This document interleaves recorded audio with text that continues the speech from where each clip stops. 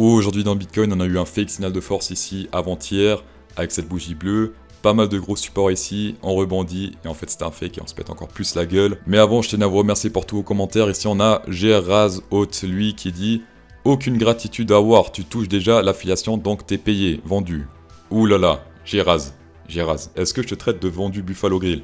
Non, est-ce que tu me sers bien avec politesse?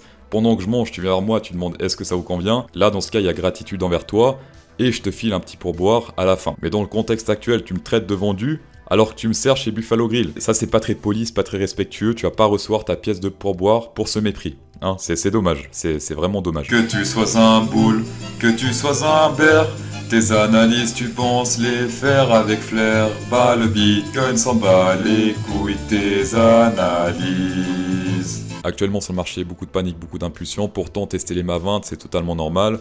Même tester les MA 50 c'est totalement normal durant un bull run, tout comme ici, tester les MA 20, les MA 50. EMA 20, EMA 50, on l'a même pas testé ici, 20, 50, etc.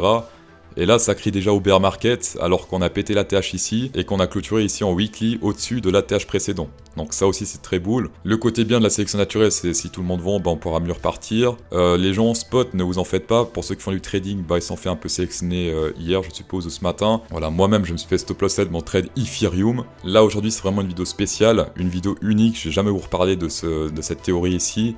C'est peut-être la vidéo qui va vous faire en sorte que vous alliez from RSA to Ibiza, donc soyez très attentifs. Ces 6 petits traits vont peut-être changer votre vie. Ça paraît tout bête, et pourtant, regardez bien. Tout a commencé par ce trait bleu central ici. Ça touche quoi?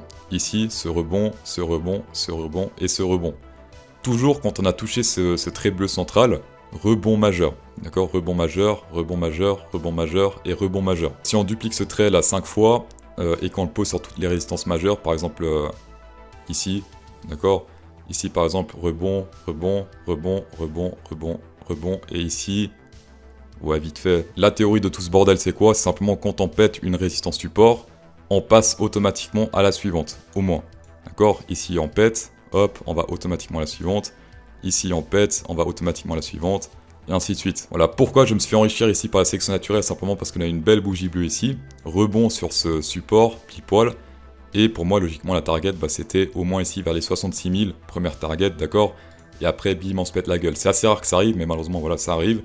Et du coup, maintenant, si on clôture ainsi, d'accord, si la bougie ici, la rouge, clôture ainsi et qu'il n'y a pas de tige et qu'on ne clôture pas en bleu au-dessus, bah la target, ça sera forcément ici les 55 000 sur ce gros, énorme support bleu qui a toujours fait des énormes rejets. Si on descend jusqu'à ce support ici, en daily vers les 5, 5, 5, 5, 5, 5, voilà, on risque de se faire rejeter de manière brutale vers le haut, ce qui serait très bien. Donc si on touche ce support-là, si on rebondit ici, théoriquement, ce serait mieux que si on rebondit ici, parce que là, on peut s'attendre à peut-être un petit rebond pourri éco plus pour descendre ici. Alors que si on va directement sur ce support-là, les chances de rejet majeur sont majeures, tout simplement. Je parle beaucoup du bleu ici, mais les autres marchent aussi très bien. Par exemple, je dis comme ça, ici, hop, on pète cette résistance ici, enfin ce support, et du coup, prochaine target, ici, la ligne du bas, qui faisait également office de support ici, ou de résistance ici, ou de support ici. Également, pour une montée saine, il faut qu'il rebondisse au moins ici sur le 0,382 après une correction. S'il rebondit ici, c'est une montée saine selon le EMA, mais pas selon le Fibonacci, puisque Fibonacci, le minimum, c'est 0,382. Donc là, actuellement, ça va les 56